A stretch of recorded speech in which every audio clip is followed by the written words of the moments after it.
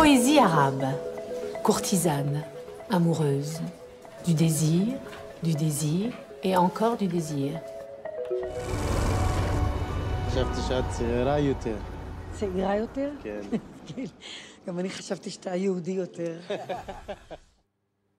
Un coup de projecteur sur une Mostra de Venise exigeante, une histoire d'amour et de désir adolescente et tourmentée, et une nuit israélienne intense dans un club de Haïfa. Voilà pour le programme de cette édition de À l'affiche 100% cinéma. Et pour déplier tout cela, Tova Vorez, notre chroniqueur cinéma, bonjour. Bonjour, je vais essayer de tout déplier, en effet.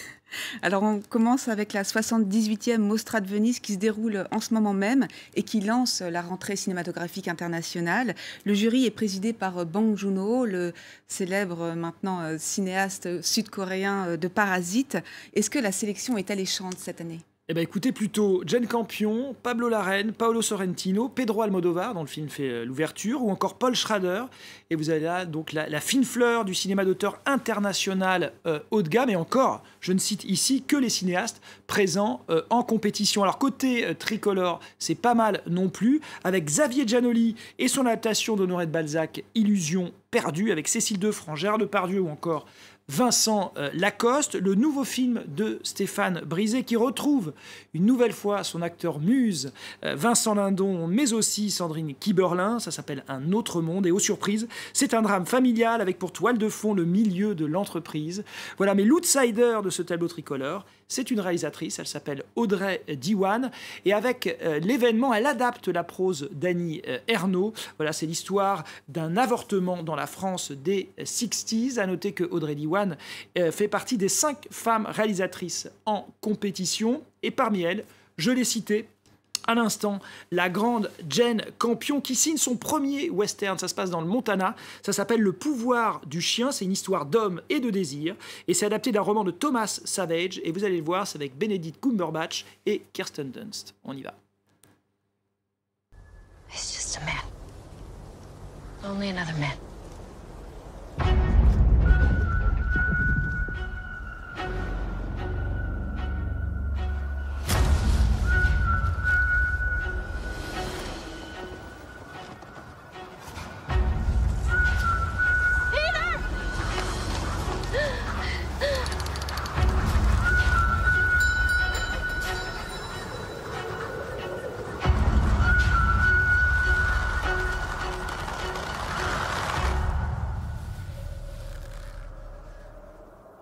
Voilà pour ce premier western de Jane Campion.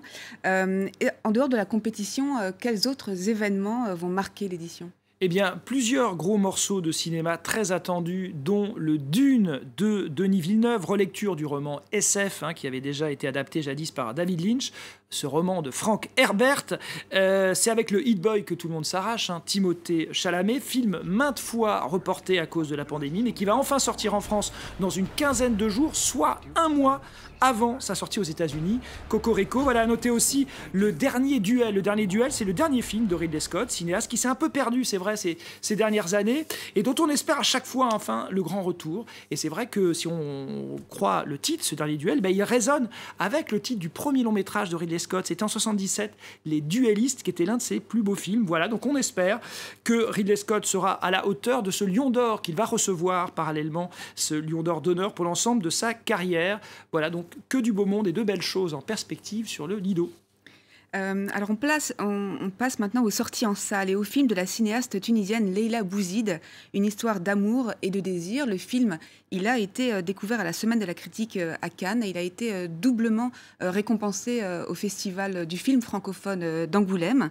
Dites-nous tout. Et ben voilà, c'est très mérité. C'est le second long métrage de la réalisatrice tunisienne Leila Bouzid après À peine j'ouvre les yeux. C'était en 2015. Alors ici, on suit les prémices d'une relation amoureuse. Alors entre Ahmed, c'est un jeune homme de 18 ans, d'origine algérienne. Et puis il y a Farah. Farah, elle est fraîchement arrivée à Paris depuis Tunis pour suivre des études de lettres. Voilà. Et c'est d'ailleurs sur les bancs de la fac que ces deux-là se rencontrent. Si lui semble réprimer ses sentiments au nom d'une pudeur maladroite, elle vit plus librement, plaçant une certaine insouciance au cœur de tout. Voilà le beau programme, regardez. Tu viens d'où? De Tunis. Tu parles hyper bien français? Toi, tu parles arabe? C'est un manuel érotique arabe pour le pénis, on peut dire. الدكيك, le frappeur, الحكيك, le frotteur. C'est pas de la littérature, ça. Prendre le temps de savourer l'érotisme exacerbé de certains de ces textes. Ça ne vous convient plus le camp de Madame Morel? Je vais réfléchir encore un peu. Tu peux me faire visiter, toi? Visiter quoi? Bah, visiter Paris.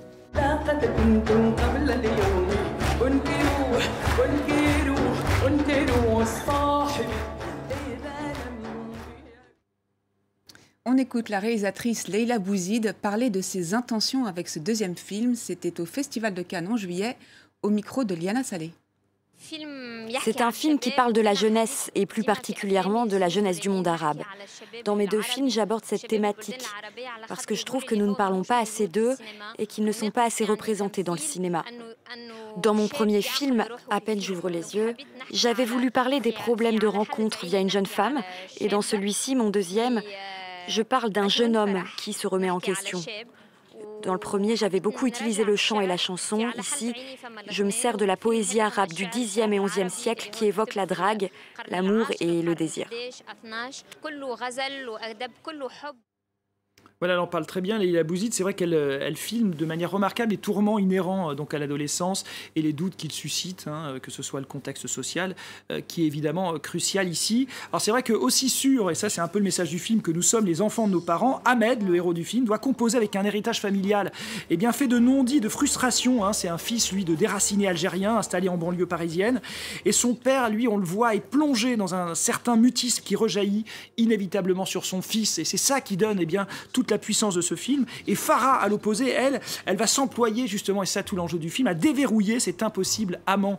C'est beau comme intention. Voilà, il y a une espèce de mise en scène qui emprunte vraiment de sensualité, avec ces corps toujours en mouvement, qui accompagnent vraiment leur chemin intérieur. Voilà, pour que s'exprime cet amour et ce désir du titre. Voilà, enfin détaché de tout ce qui pouvait retenir prisonnier ces deux amants. C'est très, très, très, très beau. C'est tout ce qu'on leur souhaite. Et on va enchaîner maintenant avec le nouveau film du cinéaste israélien Amos Gitaï, Laila in Haïfa. L'action se déroule intégralement dans un club d'Haïfa, ville de naissance du réalisateur, un haut lieu de la nuit israélienne où se côtoient Palestiniens et Israéliens. On regarde, on en parle après. I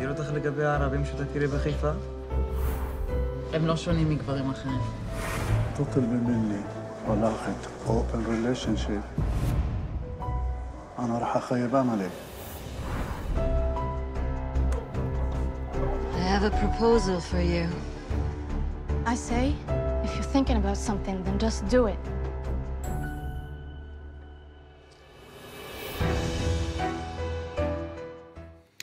Voilà, faut louer l'acharnement avec lequel le cinéaste Amos Gitaï, Kadosh, Free Zone, Un tramway à Jérusalem, l'acharnement avec lequel il se sert de son art, donc le cinéma, pour opérer vraiment un rapprochement entre Israéliens et Palestiniens.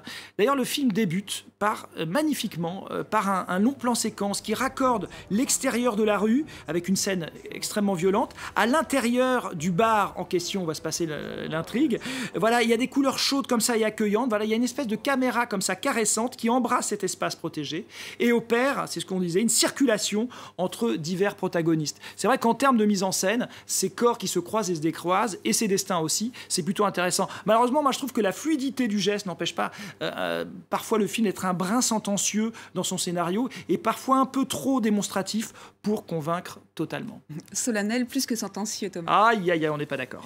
Et on va terminer avec un blockbuster tardif qui arrive comme un été indien, mais est-ce qu'il en a la saveur? Shang-Chi et la légende des 10 anneaux, énième héros de l'univers Marvel. Voilà, alors les puristes appellent ça la phase 4 du Marvel Cinematic Universe, une façon un peu de justifier, en y mettant les formes, l'orgie de films de super-héros ou héroïnes qui envahissent nos écrans depuis plus de 30 ans sous l'écurie Marvel. Alors la phase 4, c'est la promesse d'une nouvelle ère qui a été amorcée avec Black Widow il y a quelques semaines. Donc voici Shang-Chi, autrement baptisé maître du Kung-Fu. Alors le synopsis dévoilé par la production explique de façon sibylline, Shang-Chi, accrochez-vous bien, va devoir affronter un passé qu'il pensait avoir laissé derrière lui lorsqu'il est pris dans la toile de la mystérieuse organisation des 10 anneaux.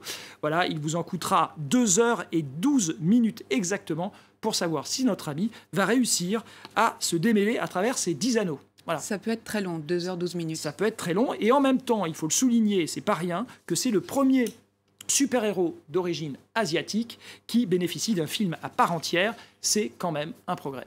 Shang-Chi et la légende des 10 anneaux. Merci beaucoup Thomas et à une prochaine. Merci à tous de nous avoir suivis et on se quitte avec des images de ce héros façon Marvel. À très bientôt.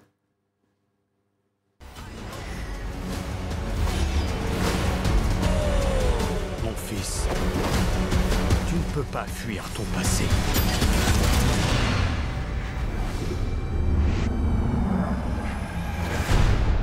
C'est ce que tu voulais ?